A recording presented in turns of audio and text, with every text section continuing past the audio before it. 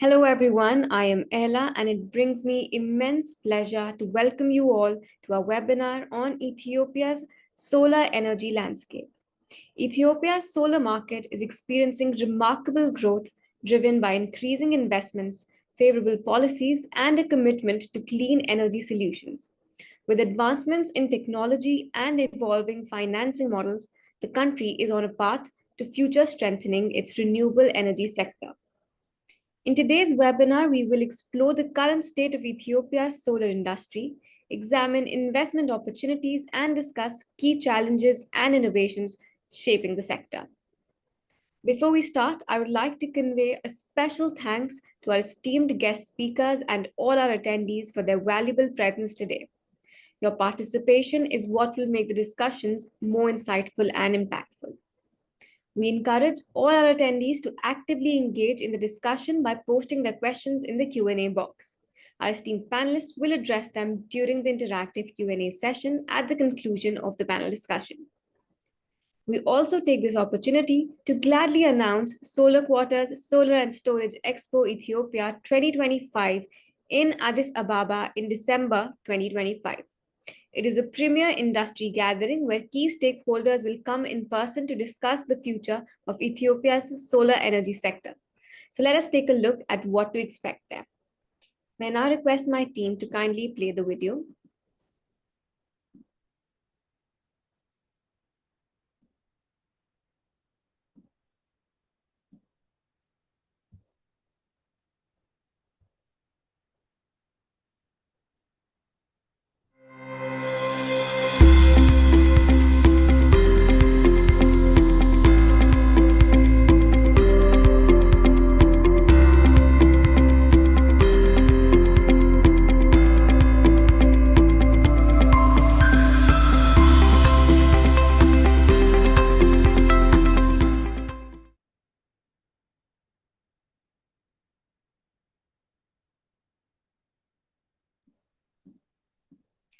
Thank you, team. So, dear audience, as you can see, it is a very interactive physical event, one not to be missed, and further information will be provided to you soon. Now, it is my honor to invite Mr. Hirutamlak, Senior Energy Expert from the Ministry of Water and Energy, Ethiopia, to deliver the opening remarks. He will share the ministry's approach to advancing solar and storage in Ethiopia, covering ongoing programs, flagship projects, and future initiatives driving the sector's growth. The stage is all yours, sir. Okay, thank you everyone. As it has been mentioned earlier, I'm Hiru Tamlak from Ministry of Water and Energy. Unfortunately, I don't have any slides prepared for this opening remark. Sorry about that, but I will just say orally. Like in developing countries like Ethiopia, distributed energy systems are still unadopted technologies. Currently, over 90% of the country's electricity supply is fulfilled by hydropower generations, which really suffers from a rapid decrease during dry seasons. In addition to that, the generated electric power from those hydropower plants is transported to the central dispatch center before it is distributed to the consumers, which makes the overall transmission and distribution losses in the country around 30%. So, to overcome the above mentioned challenges and reach the energy security goal of the country, using decentralized energy systems and increasing the energy mix is the best option. As you all may be aware of, solar energy is highly evenly distributed throughout the country. So this is a good opportunity for developing mini grid systems in the country. So to fulfill all these energy goals, solar mini grid development is the best option, as the solar energy is an evenly distributed energy source. So this will be achieved by engaging the private sector project and project developers in solar energy and storage area. So the Ministry of Water and Energy Ethiopia is one of the main drivers of the mini grid sector in Ethiopia. along with different government sectors, NGOs, and funding agencies. To achieve the country's energy goal, participation of private sectors on the solar energy and storage systems is very essential. To facilitate this, different studies and enabling policies are being drafted, focusing on the mini grid component manufacturing. So currently in Ethiopia, there are some mini grid projects under development, which are funded by World Bank and UNDP and other NGOs. So mainly the main challenge in Ethiopia when it comes to developing a mini grid project is the unavailability of those mini grid components like storage and power converters and extra. So there are some policies being done to uh, to facilitate this mini grid development through by incentivizing manufacturers and importers and mini grid developers. So uh, this solar and energy expo will create a great opportunity to powering Ethiopia's solar and energy storage revolution. Again, I would like to thank the host and everyone for taking part on this, and I wish you all to have a fruitful session. Thank you so much. Thank you so much, Mr. Hirutamlak, for sharing your inspiring words and your insights with us today. Now we will be moving on to our knowledge presentation. So please join me in welcoming Dr. Kalkidan Isaias, climate and energy expert and independent consultant, to share her expert perspectives. Over to you, ma'am.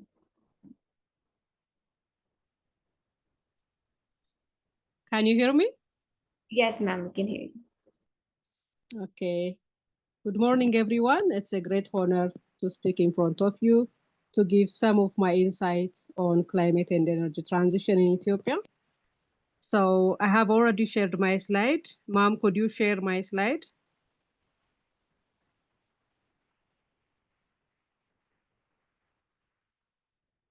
Thank you. I think everyone can see it. Yes, ma'am. Thank you so much.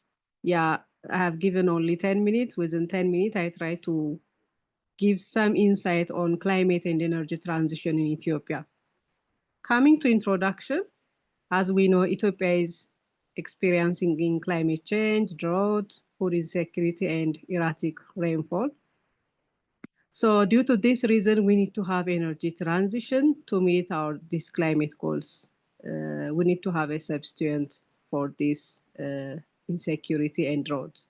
That's why we need to have a solar energy and a battery storage. And when we see the status nowadays, it's a promising one. Regarding to the climate change in Ethiopia, we know that climate change is not the issue of Ethiopia, but all over the world. But when we come to Ethiopia, 85% of our population is relies on rain-fed agriculture. And due to the previous reason, like the drought and other erratic rainfall, our energy system should shift.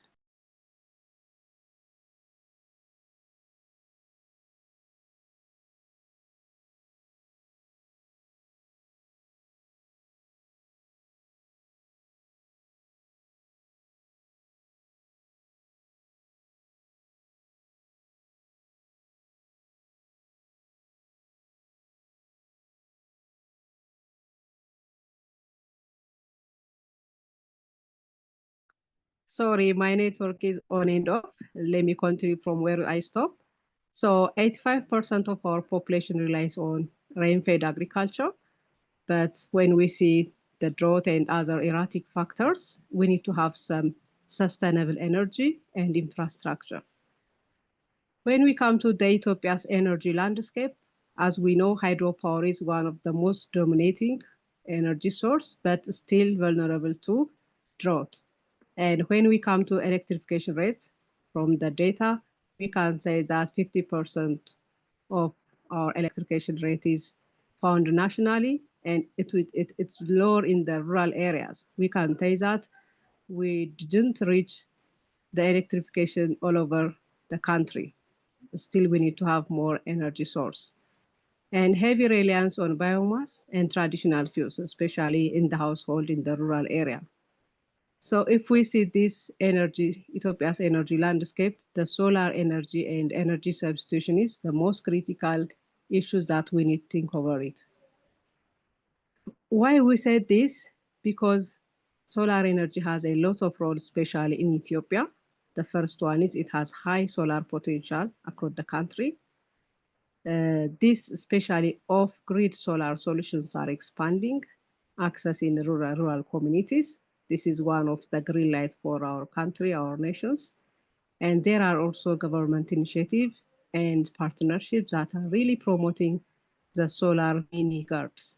These are how the solar energy can give some sort of relief for our rain-fed economy and agriculture.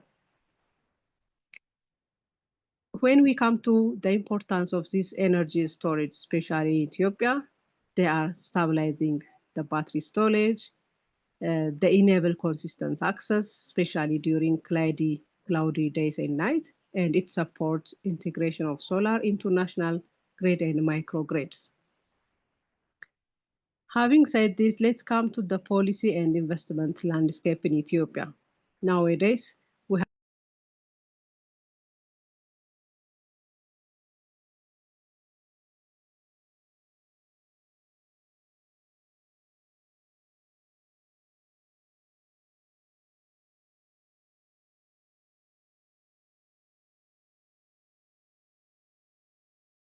when we see the enabling environment that can we mention this the Ethiopia's green legacy and climate resilience strategy aligned with clean energy goals. This is an initiative really given by serious attention from the government. This give directly or indirectly benefit how we can change the climate change issue with different factors. The other thing is that we need to have uh, private sector investment and international cooperation. As we know, we are more than 120 million people. We can't do everything alone. Rather, we need to have cooperation. We need to have private sector investment. And such initiative, including the today's session, indicate that how we can make things possible by having a knowledge, experience, and collaboration with different institutions, organizations, and countries. And the other thing is that incentive for solar and storage tech are growing nowadays. Green investment, green financing is really giving some sort of enabling environment so that people who are joining on green investment, they will give incentive, loans, and different mechanism to encourage to onboard. So this policy and investment landscape is one of the enabling environment for the energy sector. Having said this, just to indicate some of the case studies in Ethiopia, nowadays there are solar mini grids in Somali and Afar regions. This indicates that there is a promising activities. And the other thing is that UNDP supported solar irrigation systems. This is also another promising issue. If we are expanding and scaling up this initiative, we can have more benefit from this solar energy. The other thing is that solar storage integrated solar kiosks for the community service, especially for the rural area. There are initiatives here and there, but they are not enough. There must be a collective effort. There must be a serious attention, and there must be collaboration to bring and to push forward. And coming to this challenge and opportunities, we have both challenge and opportunities in Ethiopia. Starting from the challenge, there is high upfront costs and limited technical capacities.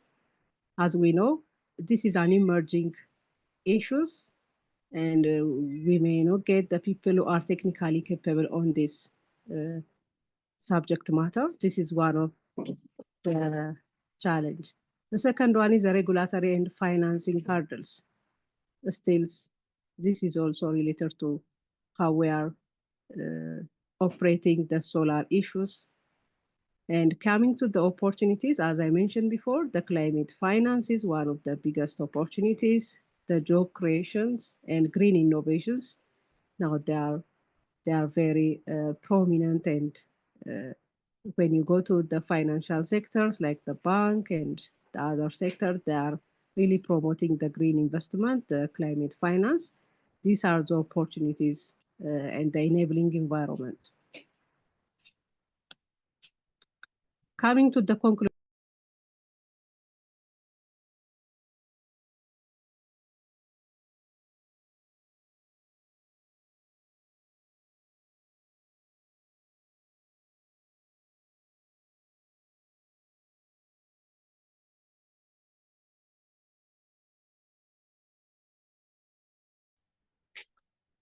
solar and storage are the key to Ethiopia's climate energy transition. Sustainable energy access can drive socio-economic development, and collaboration among government, the private sector, and communities are really vital. So if we are doing these all things, we can promote the solar energy in Ethiopia, and we can substitute or we can support the most dominating hydropower energy with the solar energy. And if we are doing this directly or indirectly, we are contributing to the impact of climate change. So I am really happy to get the chance to speak for a few minutes about the importance of solar energy and the contribution of it to the climate change and to the drought for the most important country, Ethiopia. As I mentioned, 85% of rain-fed agriculture is implemented. So I am really thank you, the Solar Quarter, for having this opportunity. Hopefully, we will have a lot to do together. Thank you so much. Thank you so much, ma'am, for that illuminating presentation and for your wonderful insights. And moving on, before we begin our panel discussion, we would like to start with a quick poll to learn more about who's in the room. So please allow me to launch our first poll question for the day. So if you can see on your screen, we have launched our poll question, and I would request our entire audience to kindly submit their answers to the poll questions. It will stay on your screens for just a few more seconds.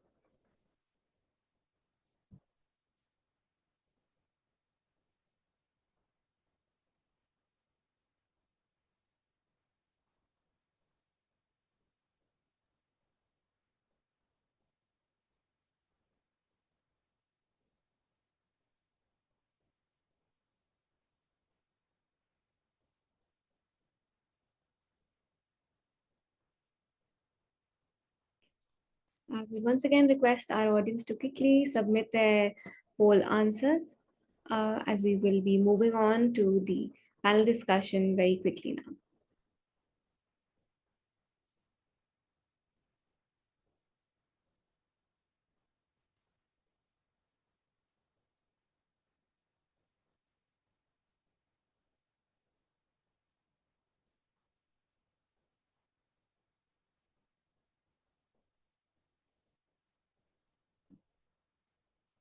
All right, so that's the end of the poll timer. Thank you everyone for participating in our poll, and we will be sharing the results shortly. Now, without further delay, let us begin our highly anticipated panel discussion, Powering Ethiopia's Future with Solar, National Electrification, Market Expansion, Private Sector Contribution, and Practical Energy Access Solutions. It is my pleasure to introduce our esteemed panel of experts who will share their perspectives on the opportunities and challenges in Ethiopia's solar market. Please join me in welcoming Mr. Dezalin, Managing Director, Humanitarian Energy, Mr. Tufa, Deputy CEO and Chief Technical Officer from Green Scene Energy PLC, Mr. Haley McConan, ESG Division Manager from Wigajan Bank, Mr. Nofam Tefera, Country Manager from Jaspel Energy, Mr. Hilawi, Co-founder and Director of Projects from Ethiopia Resource Group, Mr. Arcadius Ambutu, Technical Pre-Sales and Solutions Manager from East Africa JA Solar, Ms. Pauline, ESS Sales Manager from Jinko Solar, and Mr. Muhammad Ismail, Energy Sales Specialist from Sustain Solar Sustainable Solar Systems Private Limited. And moderating with us is Ms. Filago, founder and managing director at On Energy, and the co-founder of Ethiopian Women in Energy. Over to you, Ms. Filago.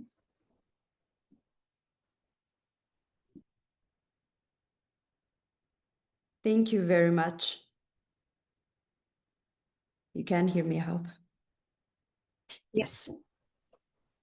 Thank you very much. It's also a great honor for me to moderate this great panel.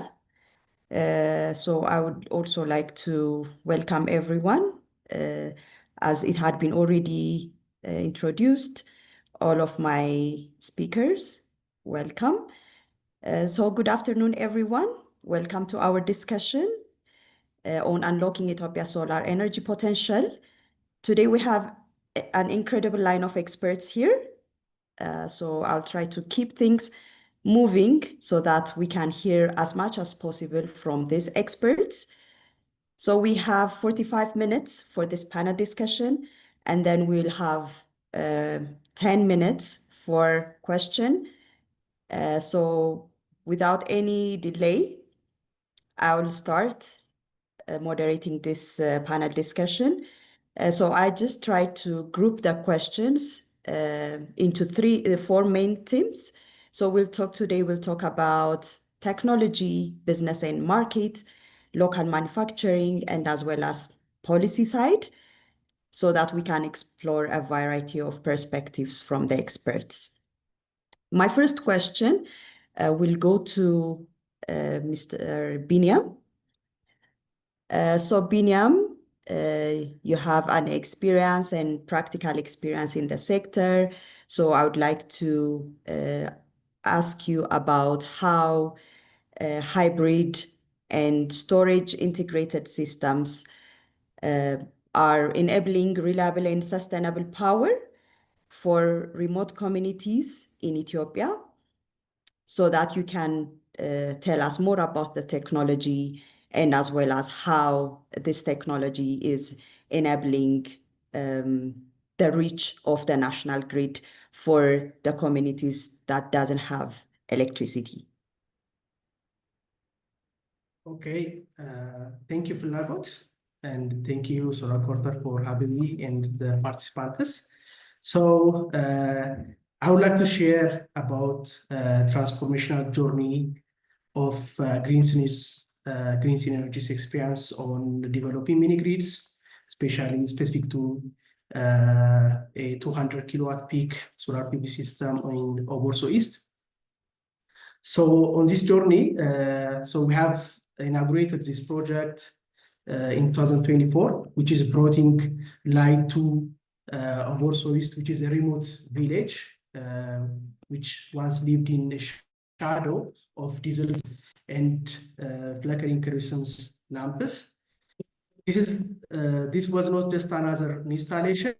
It was like a lifeline, which is 200 kilowatt peak of solar energy, solar PV system, which is paired with over 400 kilowatt lithium storage, which is delivering clean and uninterruptible power.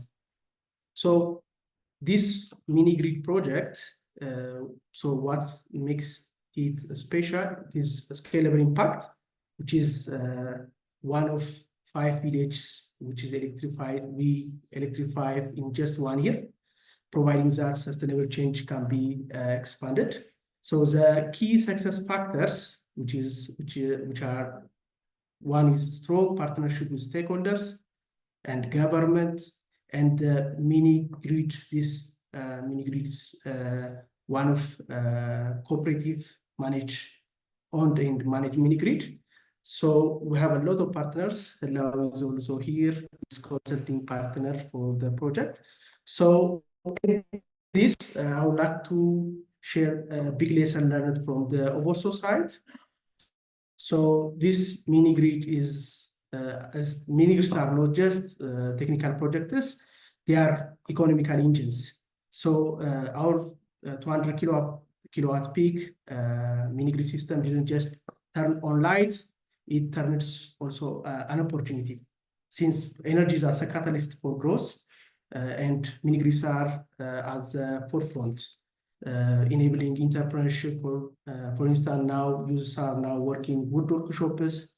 There are milling houses there, barber shops, cafes. So there are a lot of activities, and there are a lot of jobs created because of these mini grids. Even coming to the health sector and the education and the gender equality. So prior to this mini grids, communities go around like 50 kilometer from their hometown to access laboratories and medical cares. And because of these mini grids, now it's really changing the community's health. And regarding education also, there is also now night shift education because of the light. So this is a lesson that I would like to share about how mini grids are changing the life by sharing a transformational journey of Oborso East. Saying this, I would like to call for action for partners. So let's work together, invest on us, and one mini grid can ignite 1,000 futures. So thank you so much, Felagot, and our participants. Thank you very much, Binyam. So yes, this is really a success story, and you have also highlighted the role of strong partnership while implementing this kind of projects, and it also highlights the role of electricity for economic development, including the health sector, the education sector is also impacted by this project. Thank you for sharing that really inspiring story, inspiring practical example from Ethiopia. With that, I will go to Nahom. So Nahom, from your perspective, implementing such kind of projects and having those in place, Binyam have already highlighted the importance of a strong partnership in the investment side as well. So from your perspective, what are the biggest challenges in scaling such kind of systems, as you have already experienced in building mini grids, and as well as through solar home system projects, you have those practices. So what are the challenges still, not to scale up this kind of technology for reliable and affordable energy solutions in Ethiopia? Thank you, Felagot, and thank you, Solar Quarter, for having me. I'm based in Sierra Leone now. Yeah, there are a lot of challenges. Even I'm seeing here people mentioning about the different challenge. Most of people we agree on is the initial investment cost or the front cost of the technologies. And the other thing is the cost reflective tariff. Yeah, the cost reflective tariff for the existing fossil fuel-based transportation in the energy sector, and also utility grid. As you know, the utility grid, it doesn't cover or recover the full generation, transmission and distribution cost. This will lead us a subsidy. Yeah. So how can a renewable energy solution compete with this subsidized utility grid system? So there should be an increase on the utility grid. Yeah, it should cover the cost so that to compete, or there should be a mechanism to incentivize renewable energy projects. Let me give you an example. I've been in Sierra Leone for 1 year, and the grid cost in Sierra Leone is 10 times expensive than that of Ethiopia. So, but when you see the solar power, the cost of energy it required to generate from solar 1 kilowatt system, it's almost similar in Ethiopia and Sierra Leone. So the adoption rate of solar energy in Sierra Leone is much better than that of Ethiopia. Why? Solar can compete here. In my experience in Ethiopia, I've never installed solar for the sake of cost recovery. In Jazbel Energy, we have installed 200 standalone solar installation in Ethiopia for schools and also for the health facility, and also 18 mini grids. All of them, yeah, they have been carried out by development agency. And for this, the other challenge we have, other than this finance, sustainability. Who is running that system? Yeah. As you know, battery is a weaker point of the solar system. It might require, for a good battery, at least within 10 years, for an average battery, within 5 years, we need a replacement. So who is going to replace the battery after some years? If there is maintenance, who is going to cover that cost? Is there a well-trained professional? So when we think of the project, we have to calculate a lifetime, yeah, a lifetime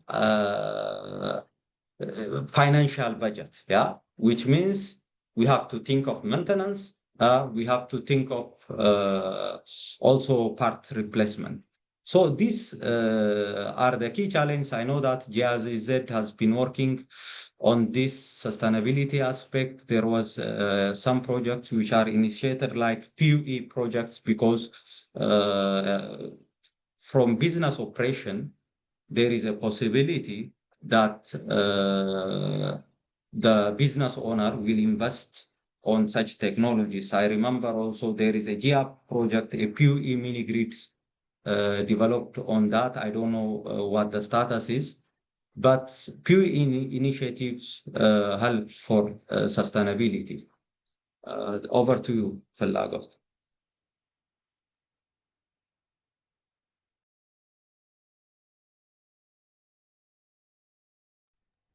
Thank You you are so much, muted. Naho. Okay. Yes, now I think I'm audible. So you have mentioned some of the challenge, which includes the initial investment cost, the sustainable maintenance is also another challenge, and replacement of materials, including batteries, is also another challenge. But still, the market that you mentioned, that in Ethiopian market, is also another challenge, because most of the projects have been run by donor funded. Most of them are funded by donors. So it was not easy to get economical sense for investing such kind of technologies in Ethiopia. And that's also another challenge, not to drive the technology, solar technology, as we wanted to. So with that, actually, yes, finance is also a challenge.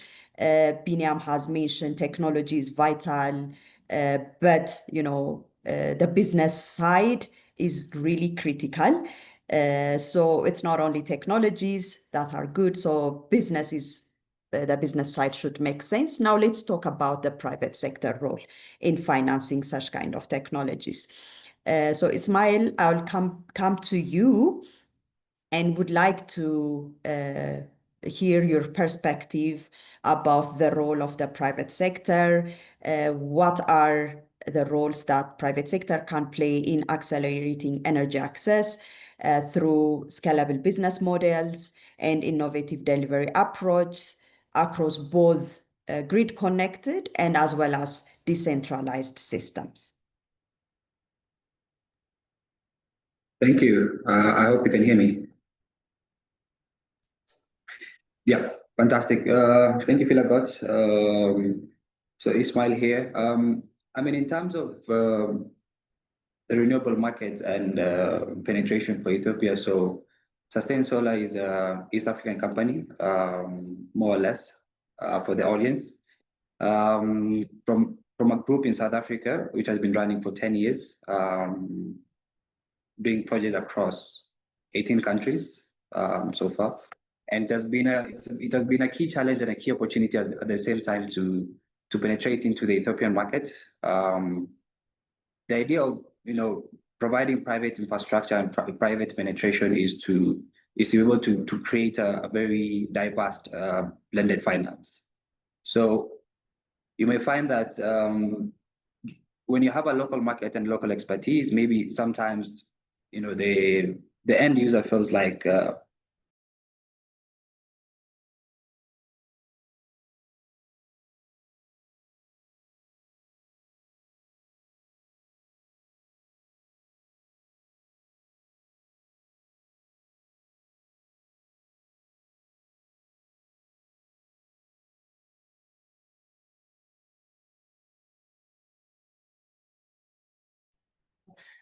sorry about that. Yeah, so it's to be able to create a very competitive environment, more or less.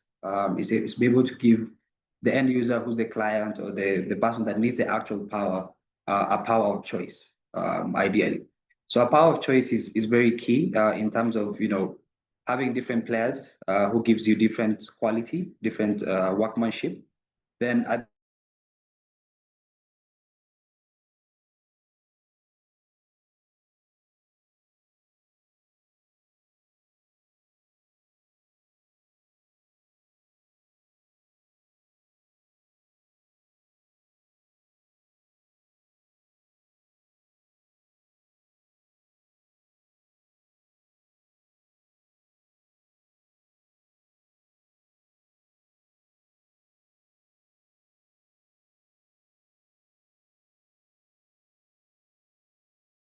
Did we lost Smile? Can? Sorry, I don't know why I keep losing you. Yeah, so it's basically private sector is the future with the key competitors towards the government. Ideally, we try as much as possible.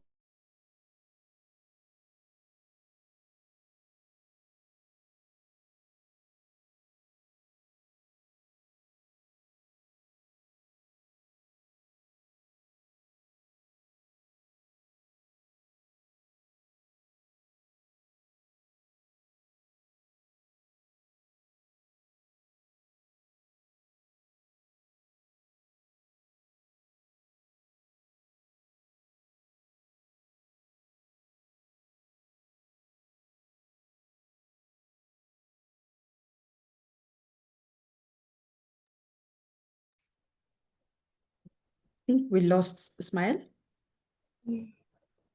Yes, Yeah. ma'am. Can you maybe try? Okay, he's back now. Yeah, sorry. Maybe Ismail, Can you hear me? we can try without the video. Maybe it can help. Yeah. Yeah, can you hear me now? Yes, we can hear Clearly. you, please.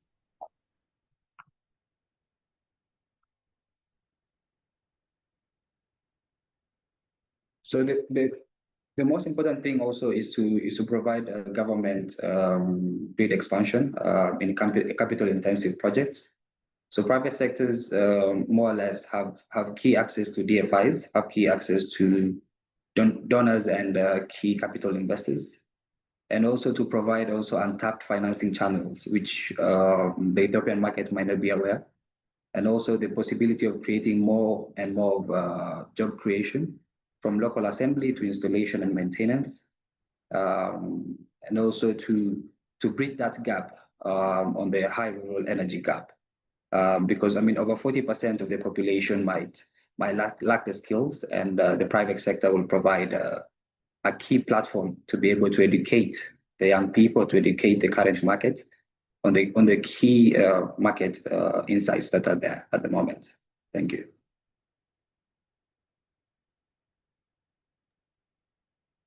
Thank you, Smile.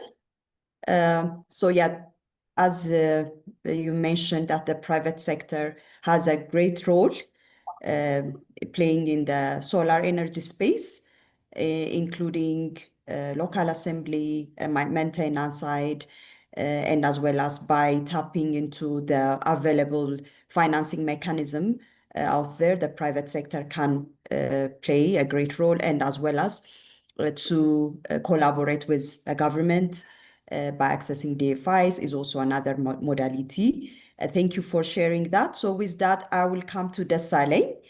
So Desaleng, you have this experience in this space, so you can share us your experience, and building on that, I would like you to share your perspective about the mechanisms to attract sustainable capital and as well as collaboration in such kind of projects. So how can the country can attract more capital inflow so that international players come to the space and to bring in the technical expertise needed to unlock Ethiopia's full renewable energy potential.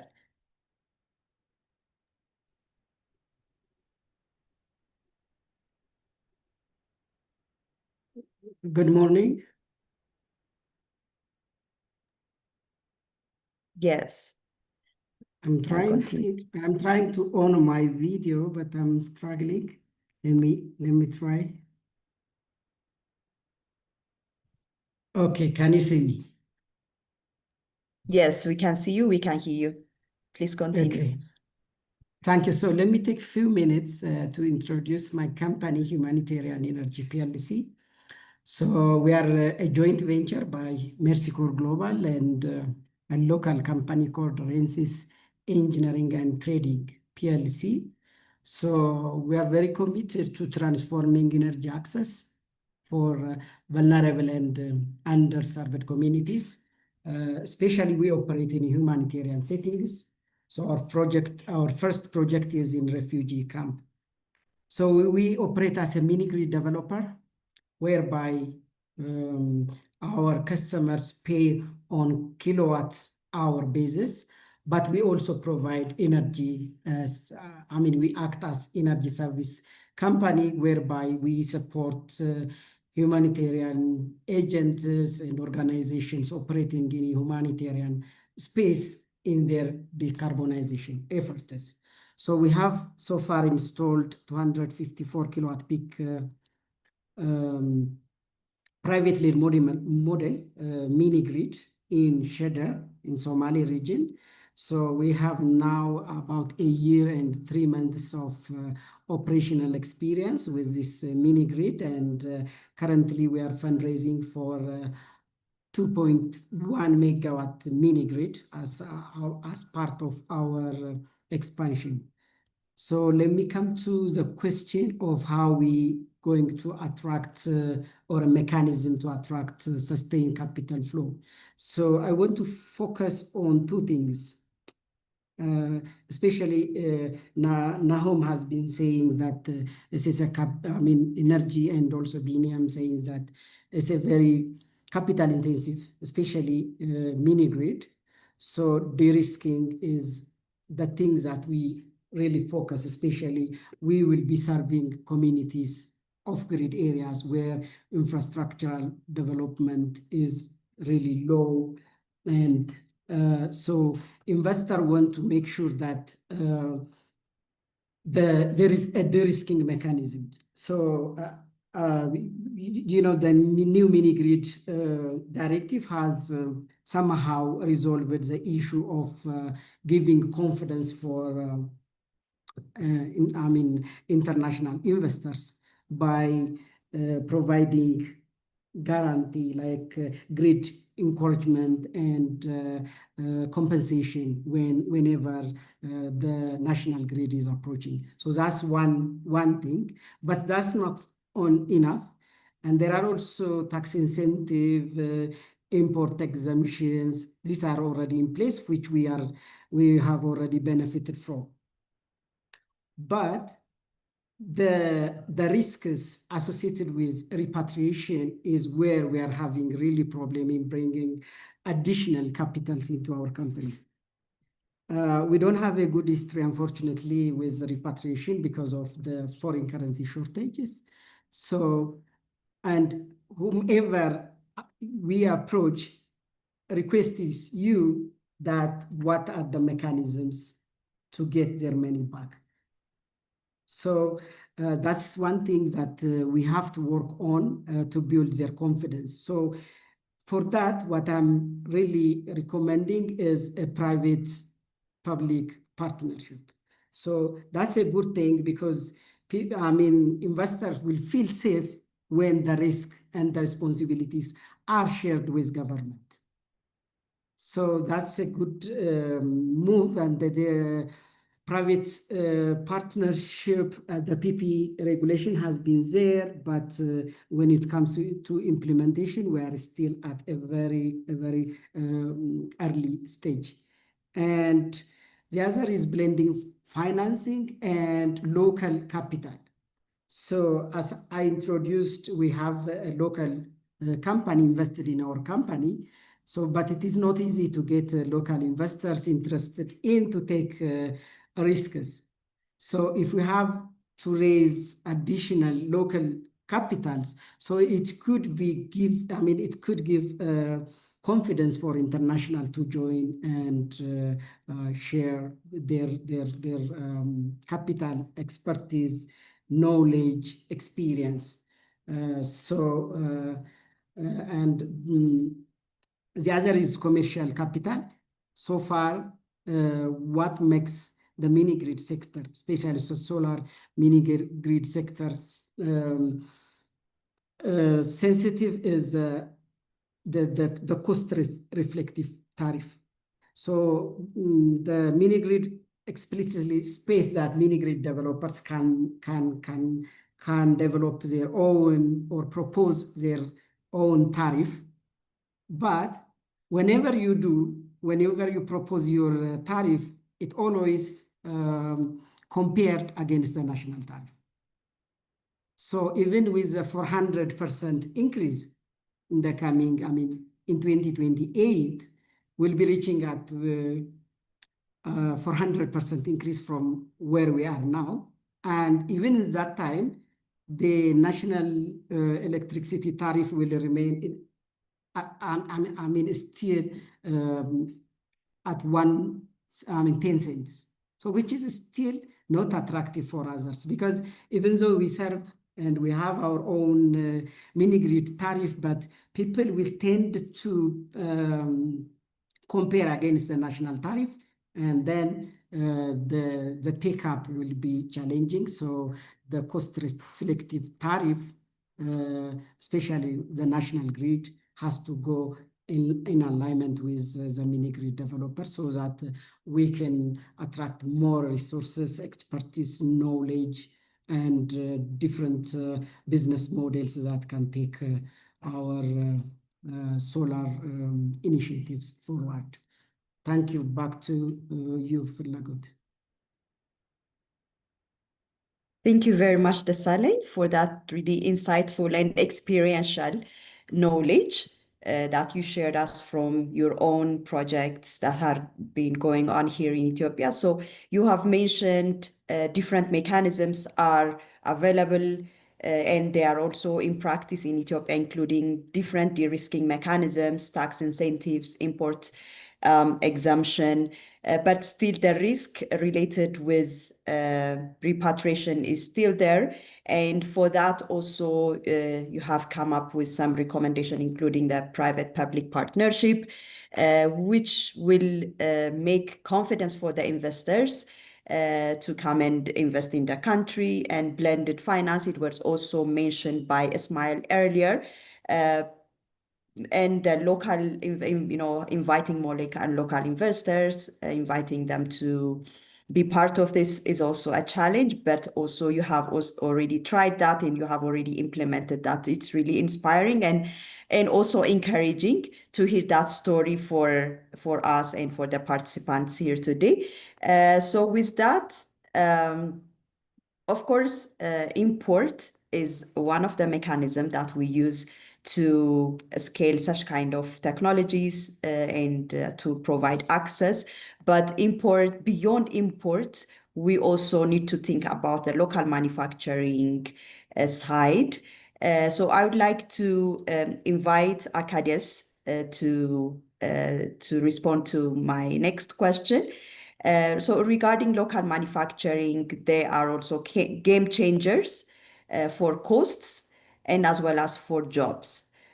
So I would like to hear your perspective. How can local manufacturing and assembly of solar energy components can contribute to lowering technology costs, boosting energy security, and as well as generating jobs across the value chain?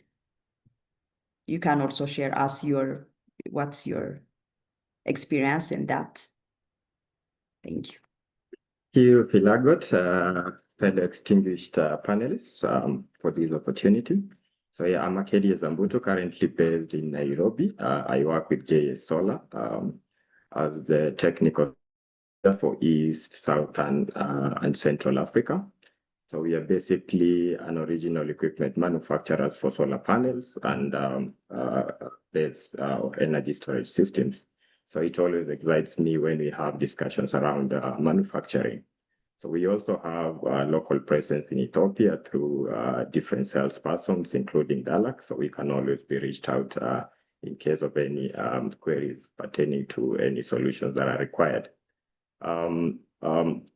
I think it's very important for us to appreciate that at the backbone of any economy, we have to have manufacturing. So manufacturing is key contributor to the GDP of any economy.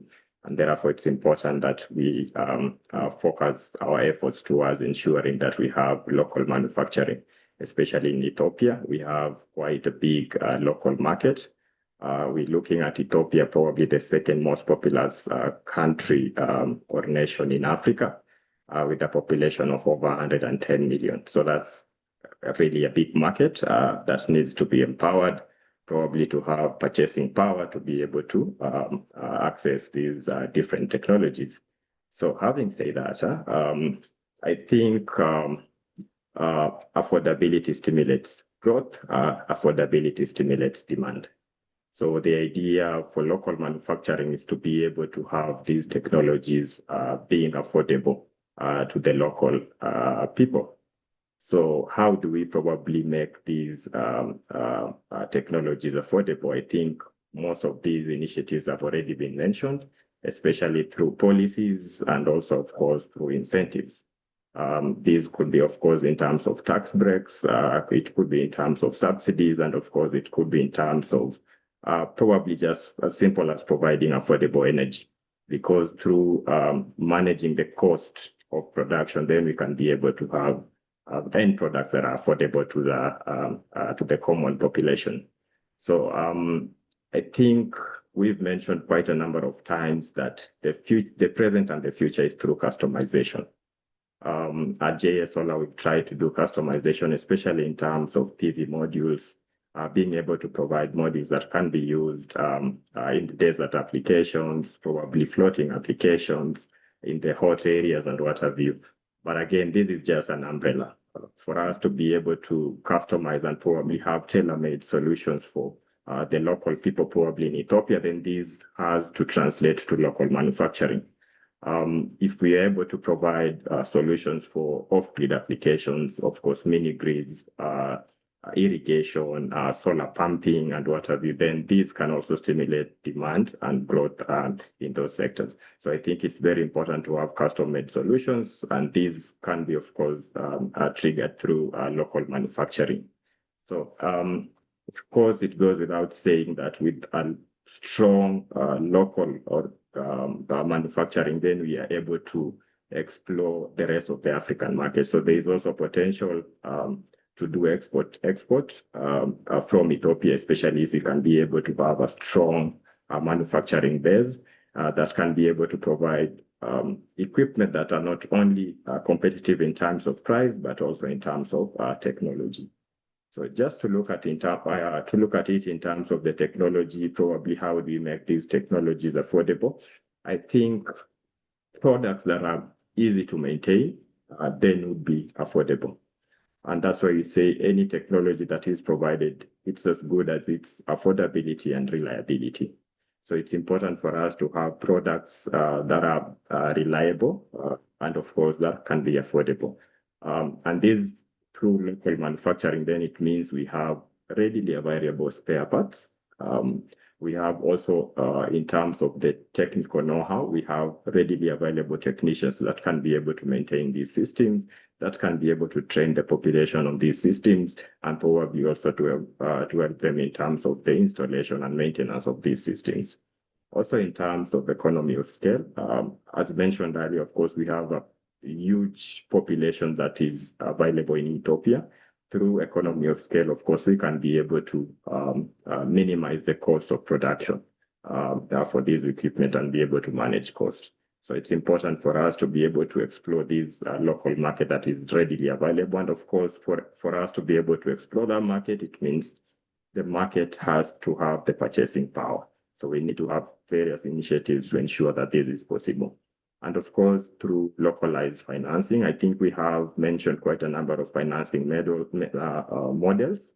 One has been mentioned through the Sustainable Power Solutions presentation that we've had, where they're talking about being able to provide solutions in terms of power purchase agreements, in terms of lease to own options, of course, in terms of pay to go.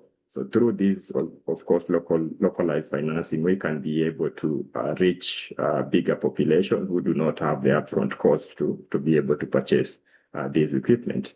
So, and just finally, just to talk about in terms of job creation, of course, with local manufacturing, we're able to access the job market, and this could be directly through workers working in the factory. Also, this could be through, of course, installation and maintenance of these systems as an indirect effect, also through the supply chain opportunities, and of course, through the entrepreneurship. We could have distributors, suppliers, of course, EPCs that are able to take advantage of these presence of local industries to be able to create even further jobs. So I think it's quite important that we focus probably on local manufacturing, and I think Ethiopia is already attracting attention in terms of local manufacturing. I think you already have a cell assembly factory that is already in the market, and probably look forward to opening the doors for more investment in that effect. Thank you, David. Thank you so much, Akadius. Yes, it's really true. Ethiopia is now opening up the market for investors to invest in the manufacturing sector. And as you have mentioned, it's a great market, with having this huge population without access to electricity, access to energy. It's also an opportunity to set up local manufacturing facilities for solar energy technology. So you have mentioned really the importance of customization that fit for the market, and as well as the technology also needs to be affordable and reliable. And it's also a great opportunity, as you have mentioned, for job creation, because a lot of jobs related with maintenance, providing spare parts will be created in this space. So of course, players like you also are looking for different opportunities and different collaboration space in the country, which is also a good thing for us. So with that, I will directly go to the foundation for these all discussions, which is about policy. Policy sets the foundation for all of these works, the market, and as well as the technology for job creation, for local assembly, and for all of the things that we have discussed. So Pauline, I will come to you to hear your perspectives about how our policy reforms and regulatory frameworks contribute to investor confidence. So it can also streamline project developments for long-term energy planning. You can share your perspectives and as well as what you are doing in that area. Over to you, Pauline. Thank you, Philago. As Ali introduced, my name is Pauline Mweu. and I'm the ESS sales manager at Jinko Solar. So for Jinko, we are an original equipment manufacturer for solar PV and battery energy storage systems. And to start off, if I had to start with just one thought, it would be stable and clear policies are everything especially for us, like a battery energy storage system manufacturer. This is when governments provide transparent regulations like permitting processes or bankable PPAs and clear tariffs. I think it reduces the uncertainty and allows us to plan with confidence. For us as an OEM, I think this clarity, it directly impacts how we operate. And by this, I mean we can forecast production and manage our supply chains and also plan with local partnerships, EPCs and distributors, and knowing that the projects will move forward. This also means that we can invest locally in trainings with the local EPCs and distributors and also developers. And after sales support, this is without worrying that regulatory changes will undermine the market. Another factor would be the de-risking mechanisms. Things like government guarantees, they give us and other investors the confidence to commit in long-term capital. And that stability, it allows us to scale operations and develop more advanced storage solutions, and even explore local partnerships where distributors are supplying on our behalf. Then ultimately, policy reforms, I think they shape the entire ecosystem and they create a predictable market, and they speed up project timelines in our case and give us the confidence to innovate and invest. That is for the investors for the long term. Because without them, it's extremely difficult for OEM like us to plan beyond the next project. And with them, we can build the storage capacity that countries need to integrate a renewable energy reliability and reliably and efficiently. So that's what I think. Thank you so much, Pauline.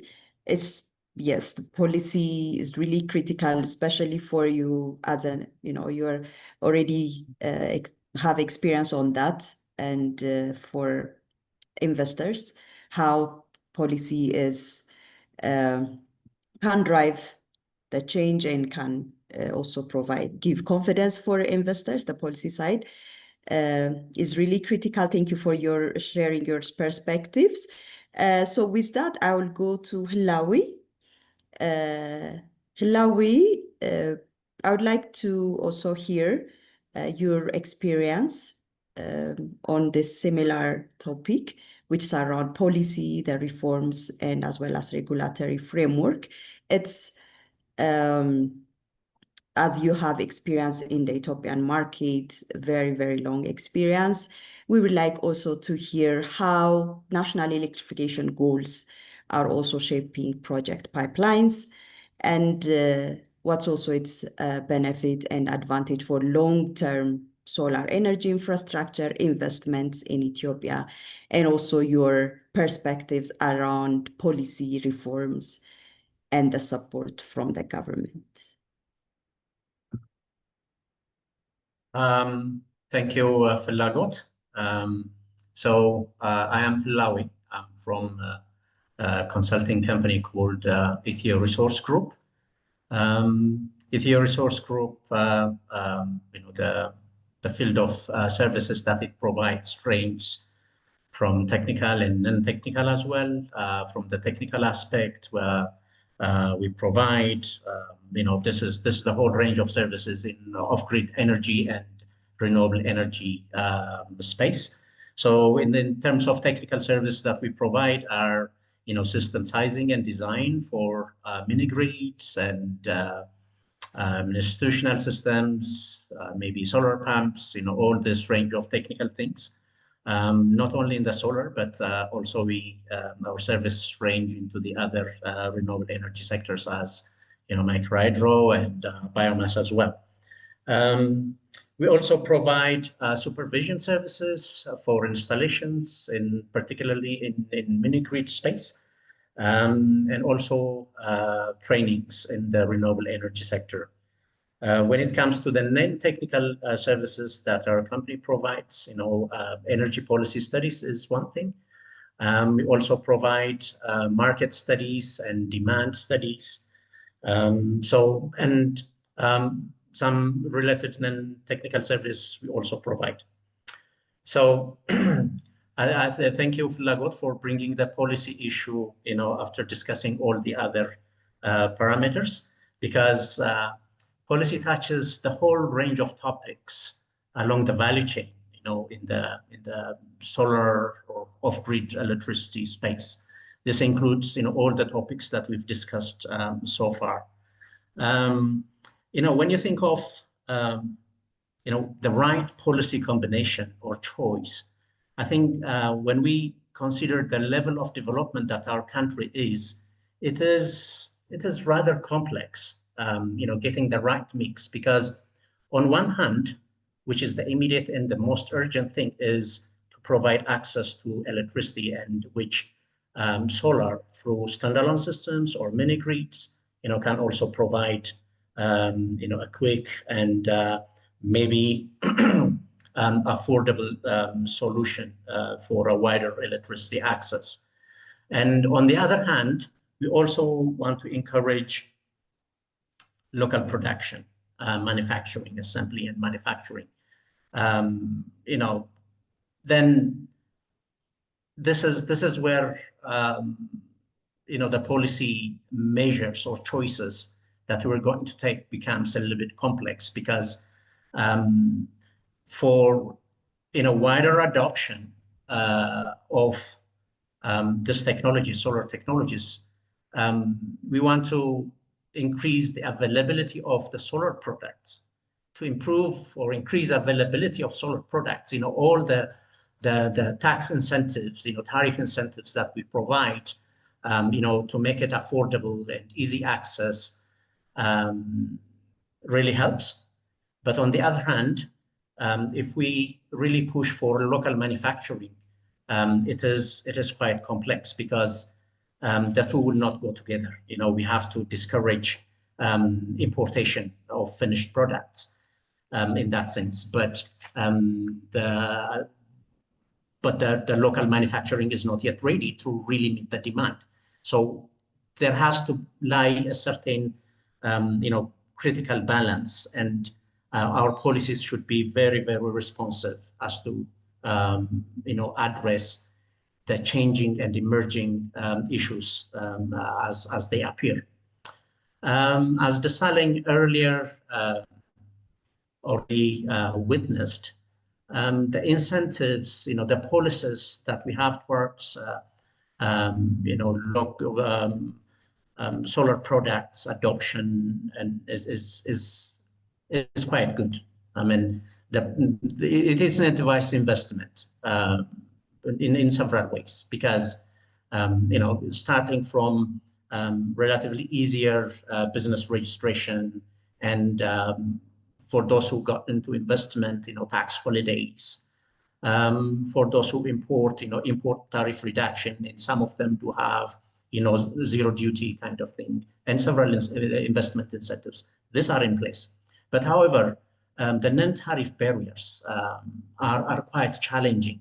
And this is quite challenging for both, local manufacturing. In fact, it is much worse for local manufacturing, but also is not really easy for importing of really, finished goods as well. Because The first thing is our finance policy itself, really limits our access to finance, which includes Forex as well, and availability of, even access to loan is not really easy. Usually they are a programmatic approach, like, for importation of the adult, now the World Bank funded,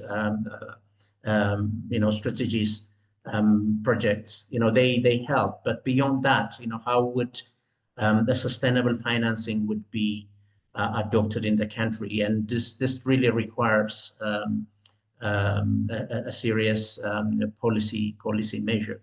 And on the other hand, prolonged bureaucracy, say on processing documents, including importation of goods, the customs process, even though it is not directly lying on the policy issue, but sometimes, liberalizing some of the sectors like local manufacturing would actually make it much easier, because we see a complaint, serious complaint from local assemblers and manufacturers, because now they will be dealing with, smaller items, like subcomponents kind of things. And, that becomes, a big challenge.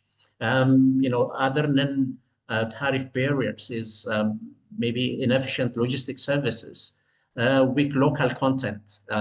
When you think of local manufacturing, the investment criteria also requires, the local content. But, when we think of local content, local manufacturing plays a critical role, and it is very weak at the moment, because our local industries are at a very low level. So, you see the dimensions of the policy, where it touches. The lack of skilled personnel, usually local manufacturing, particularly PV items and all the others, the manufacturing facility itself heavily relies on international expertise when it comes to maintenances and running critical machineries. These are really critical issues that we need to really build in skill development and education. This also requires a policy measure in that area, because as an incentive, we say that we provide cheaper labor and cheaper electricity. Even the electricity that we have, this is the thing that we practically see for those investors in the industry sheds. Frequent blackouts, low voltage, the power quality really makes them to rely more on gensets. And this is very critical when you think of solar PV manufacturing and related components. Skilled labor lacking, how can we develop our skilled labor?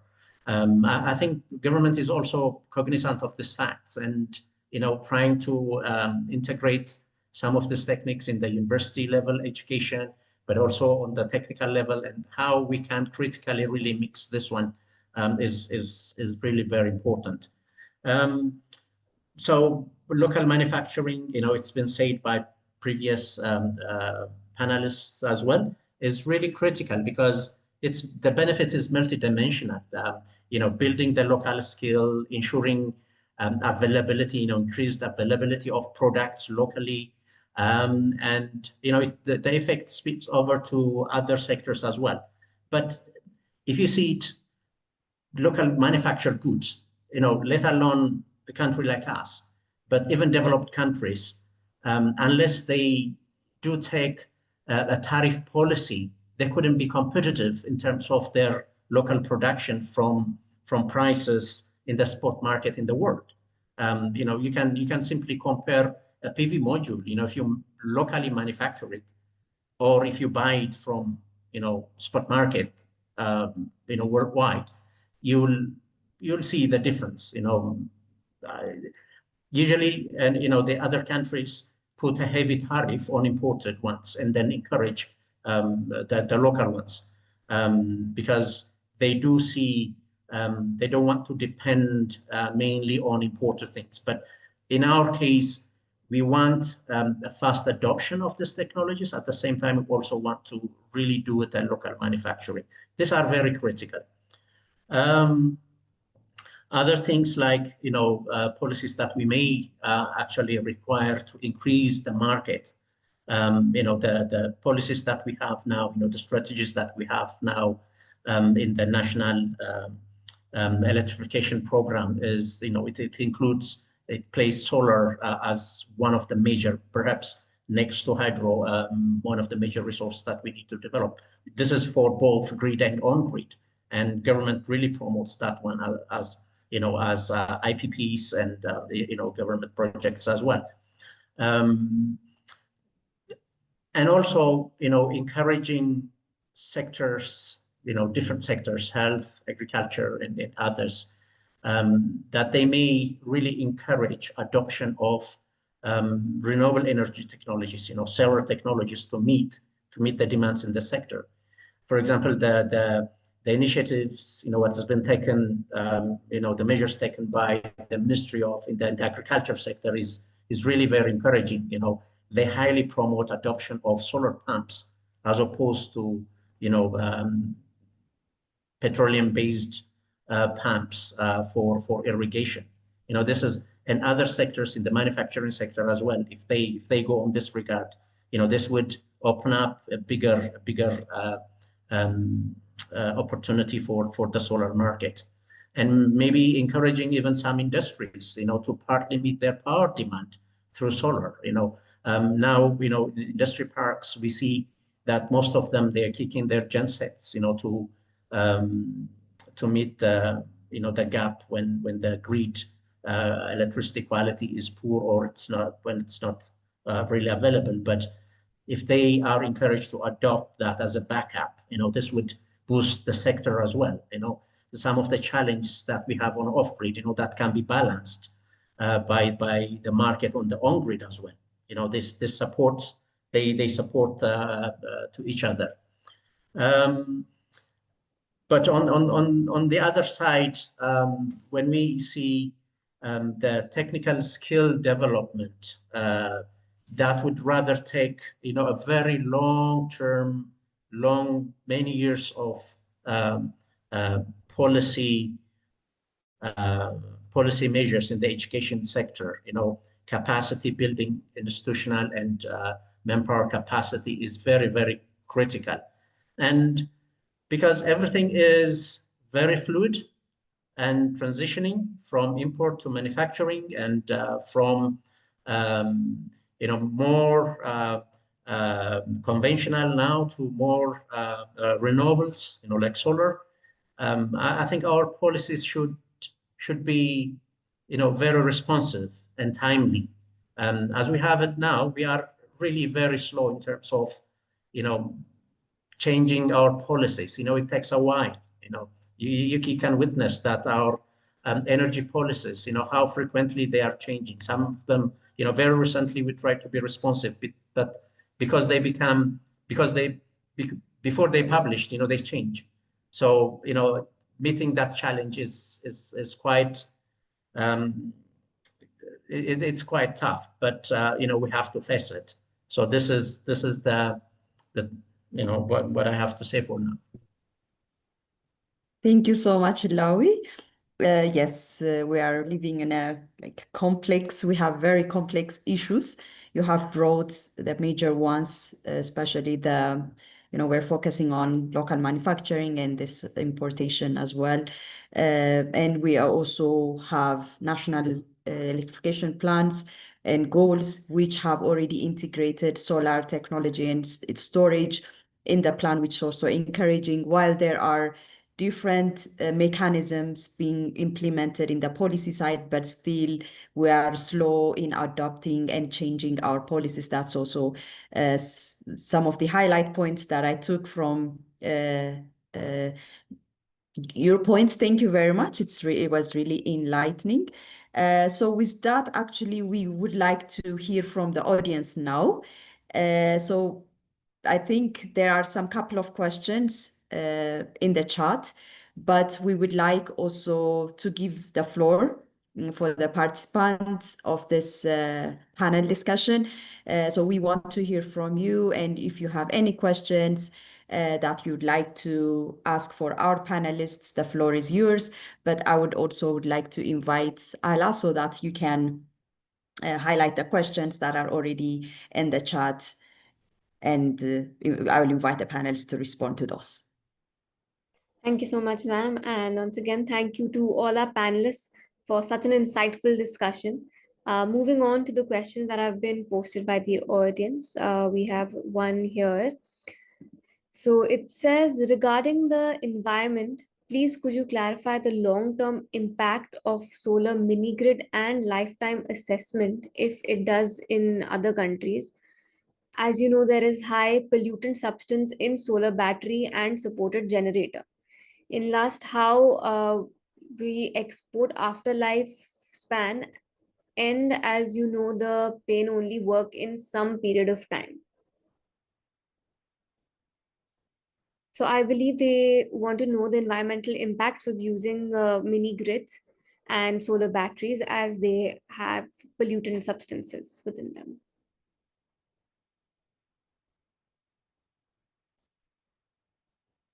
So Would like to respond for that?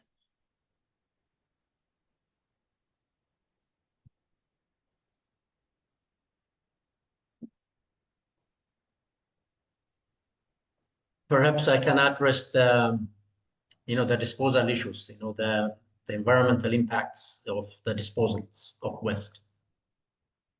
Sure, Sabya. When it comes to solar, of course, literally any product, even if they are, really labeled as clean, what they call from cradle to grave, maybe they are not really that clean, as long as, we left not to manage the end life situation. But this is where the policy really comes. Now, the major thing in solar products, particularly for off-grid, is the battery. The lifespan of the battery maybe is 10 years, and then there will be a huge amount of batteries that would need to be disposed of. But this is not really unique for solar, but even more is for the automotive industry. That is much larger, and we need really a policy for self-disposal, if those that cannot be recycled, for reuse as second life in the lithium ion case, which really prolonged the use. But at the end of the day, when they are disposed of, either they will be safely disposed of, or they have to be recycled. Some of them can be recycled, locally. Usually in the case of gel batteries, like lead acid batteries. But when it comes to lithium, recycling might not be really feasible or not possible technically in our country. But for that, a policy should be put in place.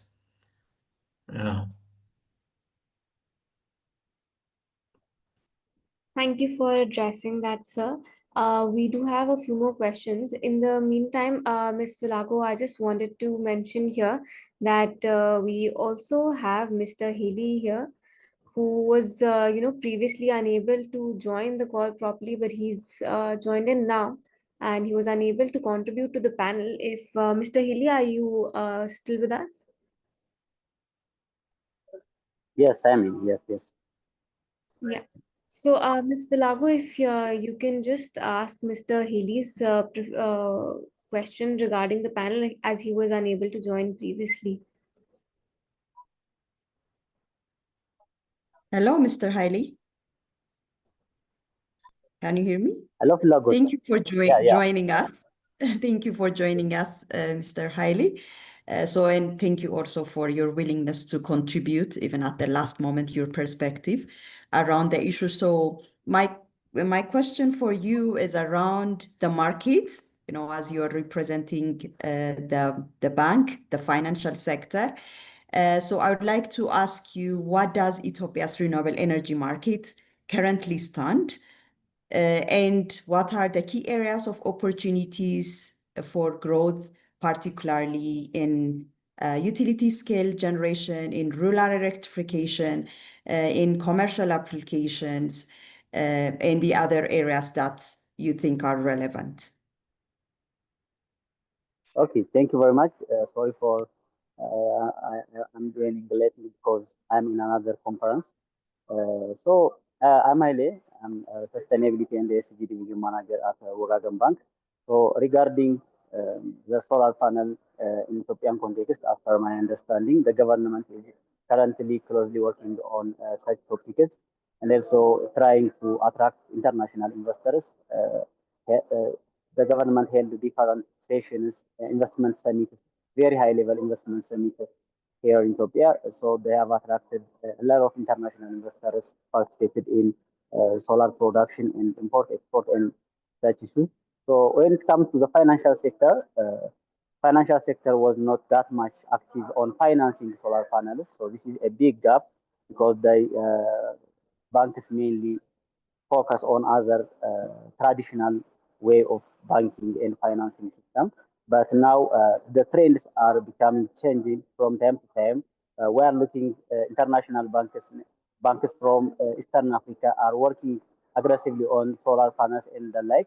So most banks, some banks are currently trying and showed interest to be engaged in such businesses. So as Wogagan Bank, we have developed policy and approved by board of directors that supports the financing of solar panels and other environmental friendly projects.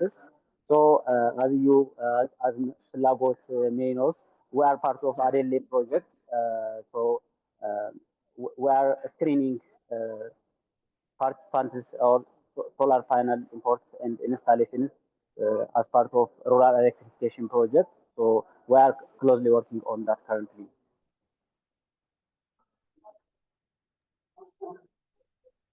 Thank you. Thank you very much. I really appreciate that. You know, even if you are in the middle of that conference, you just, you know, get out and provide these perspectives. Thank you so much. I hope you'll be there for the next few minutes so that if there are any questions, you can respond for the question. So, Ala, can you please take us to the next question for our panelists? Sure, ma'am. So our next question is, what is your view on the disposable mechanism of battery storage? And there are a few more questions listed underneath this, but I think we'll just take them one by one. And I believe Mr. Ismail wanted to answer this. Mr. Ismail, if you're with us. Yeah. Thank you, Ahla. I hope you can hear me very well. So thank you, Melanie, for the question. Just wanted to answer one key. What is your thought on big scale solar investment? Just a proof of concept. So we had a client in Ethiopia, and the pain was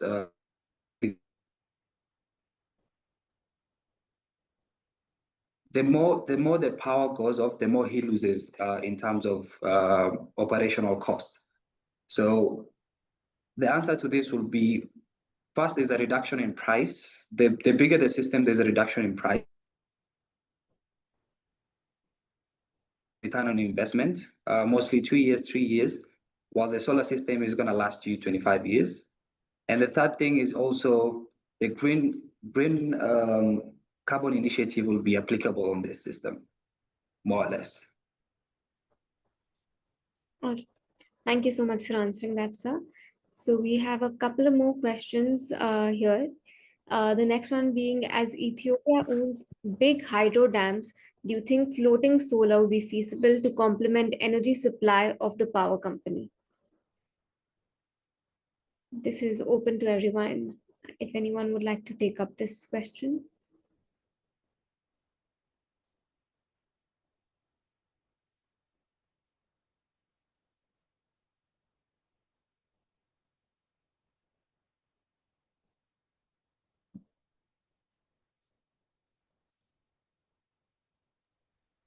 I think panelists also can provide their answer in the chat.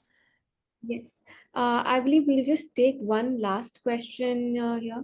So, another question that we've just received in the chat box says, what are the policy initiatives in Ethiopia regarding battery manufacturing? If Miss Pauline, probably you would be able to answer, or Mr. Hilawi. Could you kindly repeat the question? What are the policy initiatives in Ethiopia regarding battery manufacturing?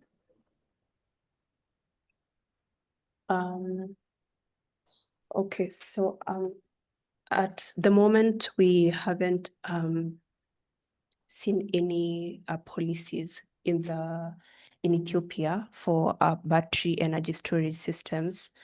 But what we have done so far is through projects like Adele and Dream, we have partnered with a few EPCs in Ethiopia and supplied battery energy storage systems for them.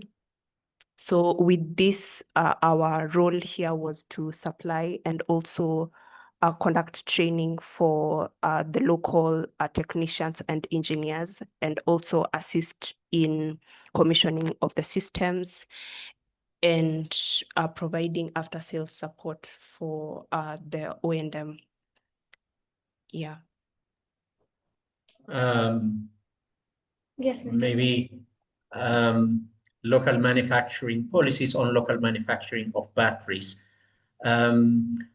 I'm not aware of any policy initiatives or any policy discussions for local manufacturing, but I think the issue at this moment is highly on waste disposal. In fact, the industry is always going ahead than the policy, and which mostly is the case everywhere else.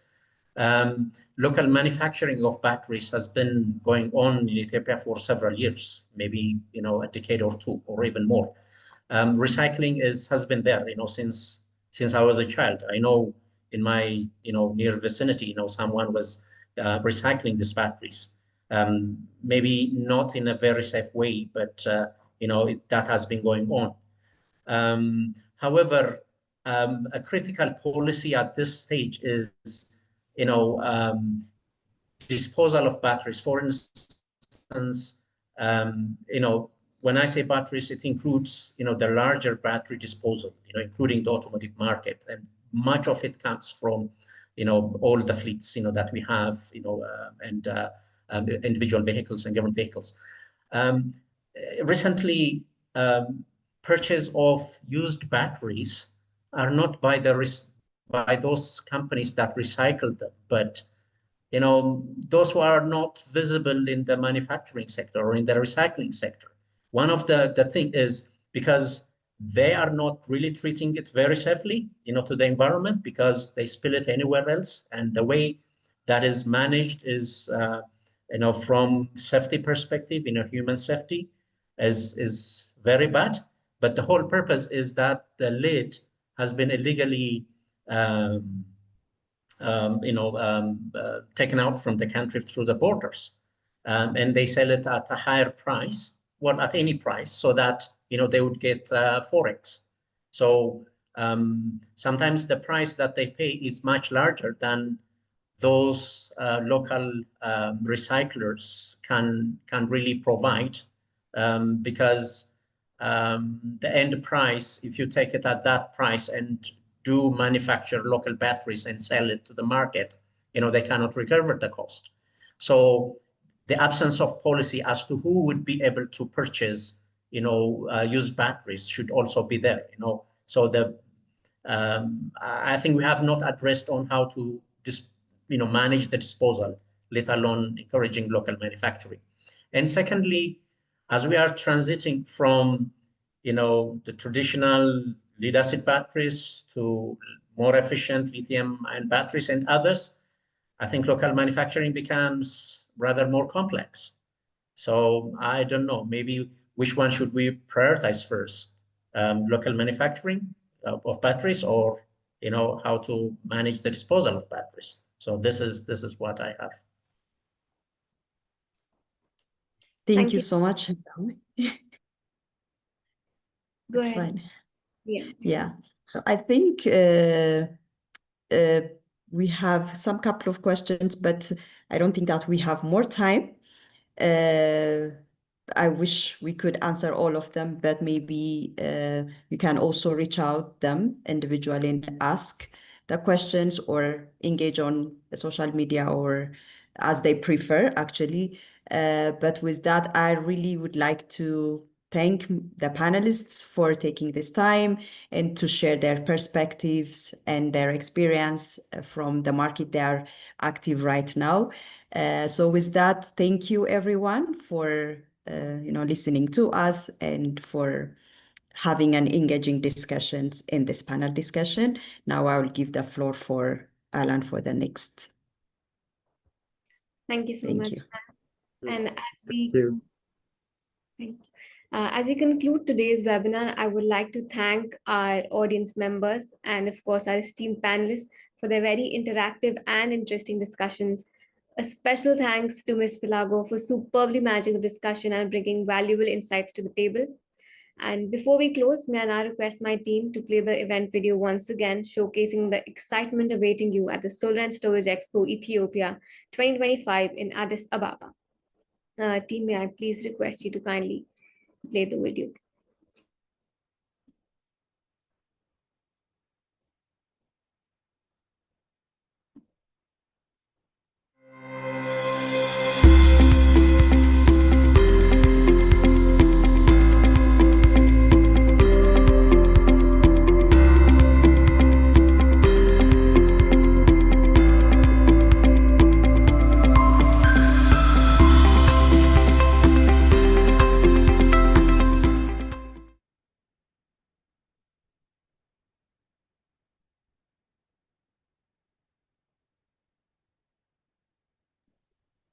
Thank you, team, for that. And thank you all for your presence today. And we look forward to meeting you all in December at the Solar and Storage Expo Ethiopia 2025 in Addis Ababa. Till then, stay tuned to our Solar Portal website and social media handles for more exciting updates on the industry. Once again, have a nice day and thank you, everyone. Thank you. Thank you, everyone. Thank you. Bye. Bye.